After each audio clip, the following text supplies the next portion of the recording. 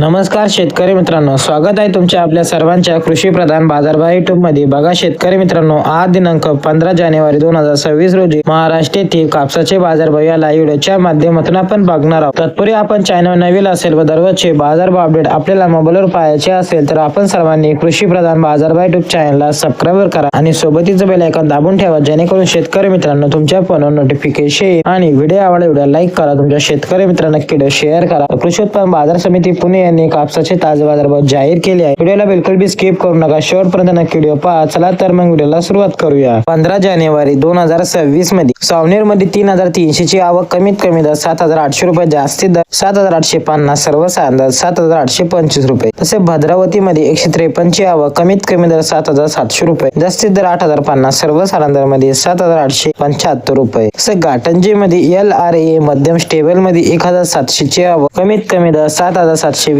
जास्तीत दर 8200, सर्वसाधारण दर 7950। तसे उमरेड मध्ये लोकल कापूस 978 ची आवक, कमीत कमी दर 8050 रुपये, जास्तीत दर 8180, सर्वसाधारण दर 8100 रुपये। तसे काठोळ मध्ये लोकल कापूस 93 ची आवक, कमीत कमी दर 7400 रुपये, जास्तीत दर 7950, सर्वसाधारण दर 7500 रुपये। तसे सिंधी सेलू मध्ये लांब स्टेबल मध्ये 1300 ची आवक, कमीत कमी दर 8110, सर्वसाधारण दर मध्ये 8200 रुपये। तसे वर्धा मध्ये मध्यम स्टेबल मध्ये 350 ची आवक, कमीत कमी दर 7600 रुपये, जास्तीत दर 8250, सर्वसाधारण दर मध्ये 7950 रुपये। हे होते 15 जानेवारी 2026 रोजी महाराष्ट्राचे कापसाचे बाजारभाव। भेटूया अशा एका नवीन व्हिडिओ मध्ये, तोपर्यंत धन्यवाद।